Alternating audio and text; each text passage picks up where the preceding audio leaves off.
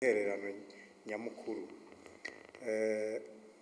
Intererano ya mbere yari gusaba ko hoba itunganywa neza ku vyerekeye igitoro. Basavye Sopebu ikurikirane neza ingene itangwa ry'igitoro rigenda ku ma station. Wasabye ko mbere hotangwa amajeto ku ma station yahawe igitoro bakagenzura ko biriko bigenda neza. Hariho uwundi yasavye yuko Oricom yofata mu minwe ikibazo ikagira ico bita laboratoire économique. Yabisavye Oricom kumbure Oricom bikoranye n'inzego bisaba bifashijwemo n'inzego za leta. Hari ikindi basavye ko hogwizwa umwimbu kugira dushore hanze ibintu turonke amafaranga mvamakungu, kubera ababishikije babonye yuko ahanini igitoro kibuze kubera tubura amafaranga yo kugigura. Barasubira aravuga ko hoba gutunganya neza itangwa ry'igitoro gike turonka. Ubushikiranganji bukabikurikiranira hafi cane gose bugafata mbere n'ingingo iyo bikenewe zo guhana. Uwo nyene yaciye avuga ko hariho ikigo gijejwe cyo gutunganya ubutare ko kurikirana neza igurishwa ry'ubutare kugira turonka amafaranga, kuko igihugu nico bugura amafaranga yo kugura igitoro. Yaciye asaba mbere muri ubwo rukurikirane ko n'abahinga bokorana leta yokoranya abahinga bakabifashamwo kugira habitunganya byiza kugira amafaranga ashobora kuboneka akwiye. Basavye kandi ko hovanwaho ivyo kwigungira ko idandazwa ry'igitoro ico bita monopole, bakugururira isoko abishoboye benshi batandukanye kugira igitoro gishobore kuboneka mu gihugu c'u Burundi. Ikindi basavye ko inzego zifatanije no kuvuga intwaro yofashanya cane igafataniriza hafi n'igipolisi na societe civile n'abenegihugu mu gucungera ivy'amasoko y'igitoro kidandazwa mu kinywabi, kuvuga vya magendo. Muri iyo ntumbero nyene basavye n'ubushikiranganji mbere, kubera babonye ibibera ku ma station, basavye ubushikiranganji mu vyo bujejwe harimo umutekano kurondera abajejwe umutekano, no kuvuga abapolisi b'inyankamugayo bashobora kuja ku ma station, no kuvuga bari integre bashobora kuja ku ma station gucungera itangwa ry'igitoro, kubera hibonekeje ko abapolisi benshi baja mu ma station usanga bafasha muri ivyo vy'amanyanga yo gutanga yukonona igitoro kigatangwa uko utariko.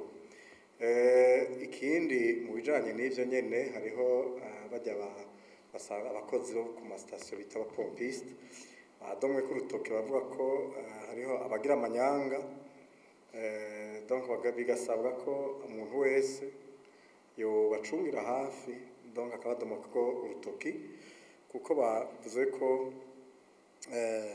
hariho abikikamukiza bagatanga n'igitoro kidakwiye n'ikiba cabonetse, nukuba bakasaba ko bobarabira hafi.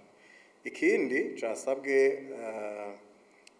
nico kwiyamiriza mbere bigaragaye bagahana banye na station, kuko hariho ngo banye na station bakorana babishiramwe amanyanga, bagatanga igitoro mu manyanga kigaca kija kudandazwa ku masoko yirabura, no kuvuga mu vya magendo. Ikindi casabwe nuko leta yo dusaba ideni ryo kurangura no kuzana igitoro gikwiye ngaha mu Burundi, mbere hagasubizwa ko na ca kigega c'intega kazoza k'ibitoro bimwe bita stock strategic carburant. Ikindi naco basabye nuko leta yoreka abanyamahanga n'abanyamahanga, abantu bose ni muri ya ntumbero yo gukuraho monopole cyangwa kwigungira ko idandazwa ry'igitoro,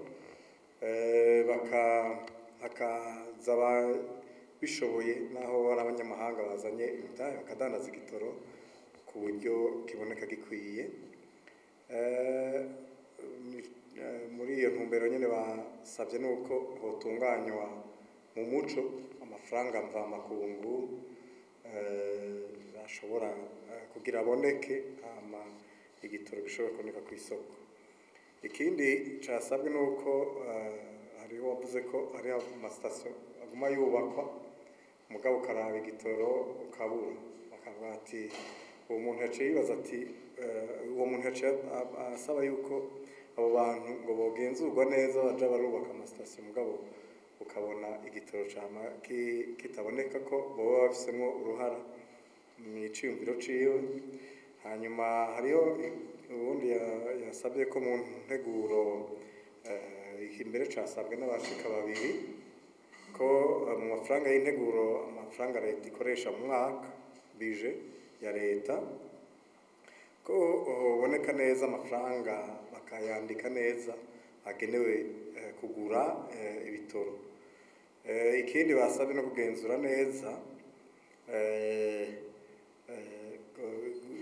itangwa ry'igitoro, kuko naho hari rya application ya Sopebu ku buhinga ko hariho imodokari usanga zidafise rya application baha igitoro, ari naho baca bavuga ko usanga mbere izo ziri mu zica zija kukividura zikazikidandaza mu magendo bafatanije n'abarangoye amasitasiyo. Ikindi basabye nuko hotezwa imbere neza igitoro pase kubera kibonekezamwo utunenge muri rya application. Hanyuma basabye nuko abantu bokwiyumvira gukoresha ibintu cane cane bidakoresha igitoro,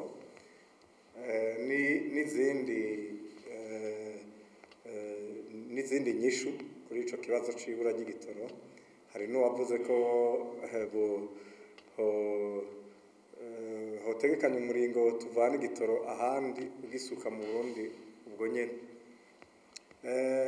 Hariho abasavye kandi ko hoba ubwumvikane bw'ibihugu vya Afrika y'ubuseruko n'ibindi bihugu bisanzwe bifise igitoro ku buryo kukizana bitogorana. Ikindi nyamukuru casabwe nuko leta yoshiramo inguvu nyinshi cane kugira haboneke imodoka nyinshi cane zimwe zikoresha umuyagankuba, voiture électrique, kugira izo ngorane ziturutse ku ikena ry'igitoro zigabanuke. Ikindi nuko basavye ko honagurwa ubuhinga bwa Sopebu, kuko itumanako ry'amakuru internet usanga bitagenda neza, bigenda bizunguruka, ugasanga umuntu bamushize ku ruhande kandi akagenda atanyoye kandi bwari uburenganzira bwiwe, atari ikosa ryamuvuyeko bivuye ku buhinga butameze neza bwa Sopebu.